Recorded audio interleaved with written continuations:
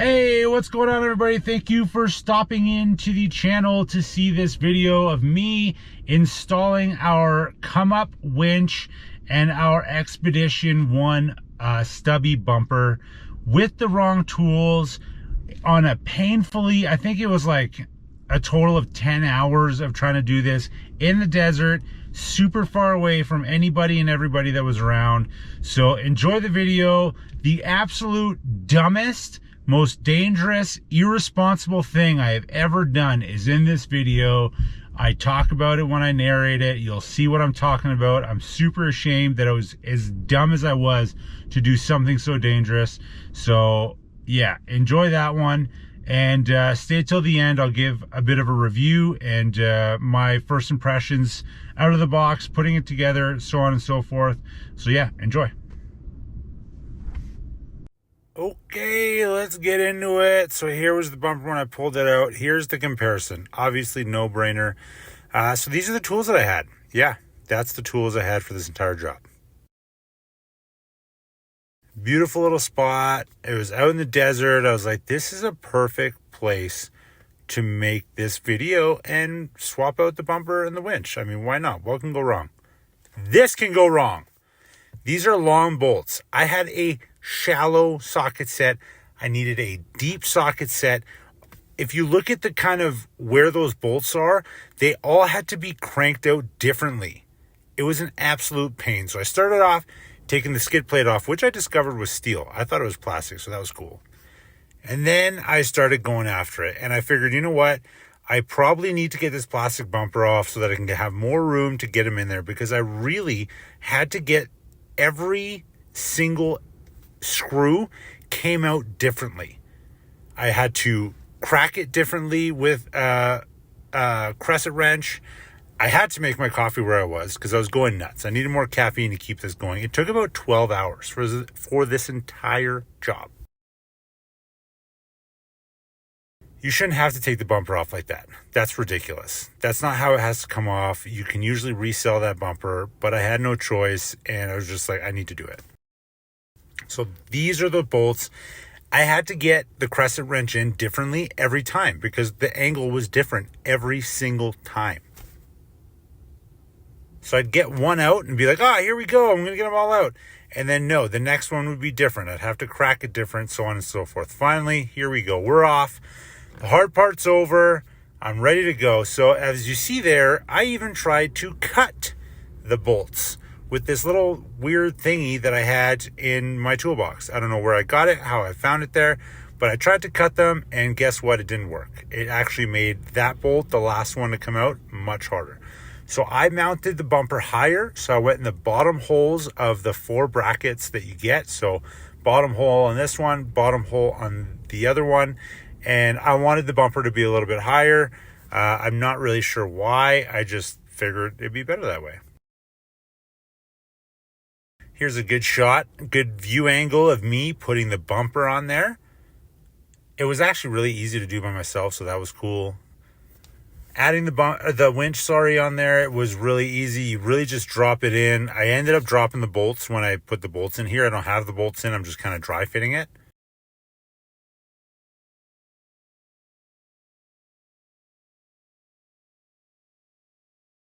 Decided to take the airbox out so I could run the power cables underneath the airbox to the battery. So here's the airbox coming out, and just down there, I'll show you in a second, is where the cables came out. So right down here, I pulled the cables through, went under the airbox, up and over into the battery.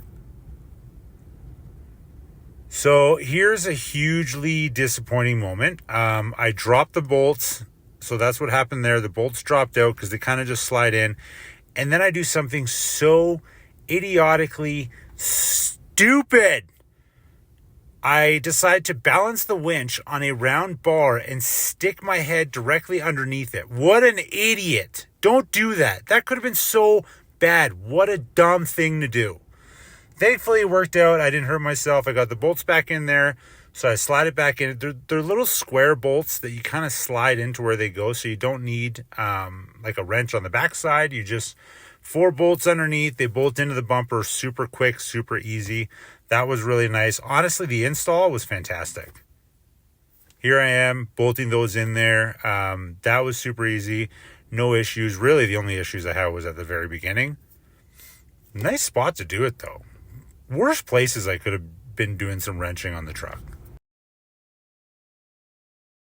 Here we are finishing it up. You can see all my mess. So finally, I was able to clean that mess up and have the end product. But first, we had to put in the fair lead.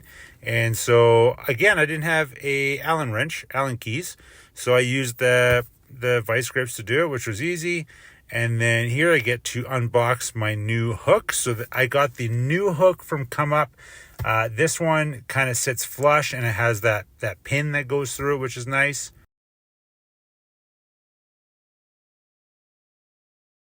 Super heavy duty, nice feeling hook. And then here's the wired remote.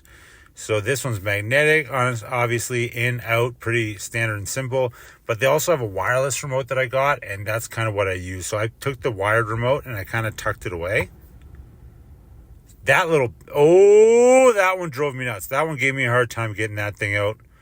And then here I did some, I don't know if you call that crimping, maybe. But yeah, here we go. We're rock solid, ready to go. I was super stoked. My dirty little hands, my dirty feet. And yeah, it was, I was so happy to have that on there. I don't know what these are.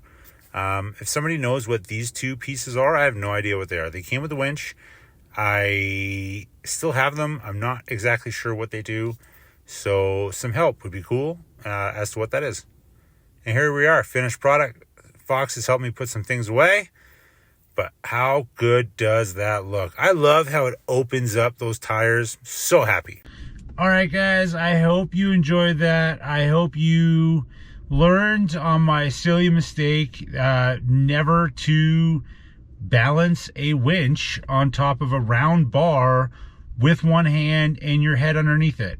After I watched that, I couldn't believe how dumb that was of me and how dangerous it was. In the event that would have fell, the amount of damage and injury that I could have sustained from that would have been, you know, it could have been as bad as it possibly could be, or it could have been minor, but nothing would have worked out really well for me in that scenario. So please learn from that. Don't do silly things like that. Have some situational awareness, because I certainly was lapsing or not having any at that point in time. All right, so first impression of the winch, super happy with it. It's a really nice winch. It's not super heavy. It came with their new hook, and it has no metal cable on it, which is nice. Has a synthetic rope, and it was super easy to install. It was 4 bolts to kind of anchor it into the bumper, and then as you saw in the video, I ran it through where the air box is right underneath up into the battery. In terms of the bumper, again, ecstatic with the bumper. I love it. I think it makes such a difference having a stubby bumper on a Jeep Wrangler. And for whoever has anything to say about a stubby bumper on a Jeep Wrangler, that it's not going to protect you, whatever, back in 2015, it was about January 4th, because I knew it was just after New Year's. I was working in Fort McMurray, Canada, and I had about a 5-hour drive from Fort McMurray to my house in Edmonton. And I decided to leave work early. I was on the night shift at that time, so it was about 2 o'clock in the morning in January, and I was 2.5 hours south of McMurray. So I was about halfway down the 63, which is completely barren. There's nowhere near. I was probably about 45-minute walk from the nearest town, Wandering River. And I hit a deer going about 200 kilometers an hour. Nah, not 200 kilometers. That's ridiculous. I was going probably about 150 to 160 kilometers an hour, which is like your 100 miles an hour in the US. And I hit a deer. I thought, oh man, I'm so toast right now, because, you know, this is the worst place for this to happen. The Jeep is totaled. I had a small 2-door Jeep Wrangler. I got out. The entire windshield was red. The white Jeep was red. And the bumper took the entire impact. There was no damage to the vehicle. There was no damage to the frame, nothing. I drove out of there and just went home. So I still to this day think that stubby bumper, I don't remember what it was, but I had a stubby bumper with the bull bar, very similar to the one I have here.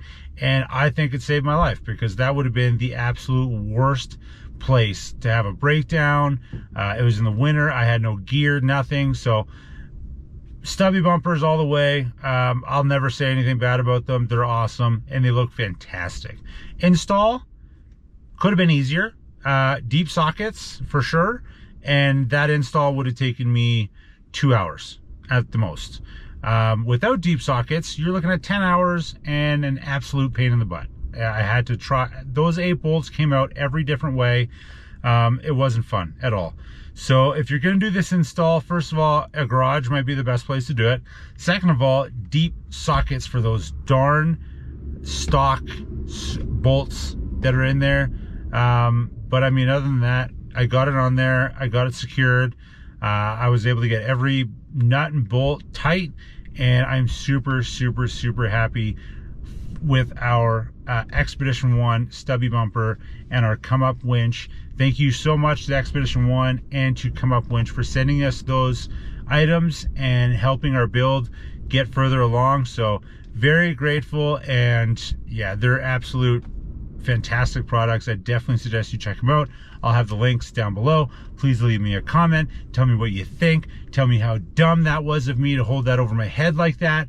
And do the subscribe and the like thing. That would be awesome. And stay tuned for the next video. I'll do more of these. All right, guys. Take care. See you later.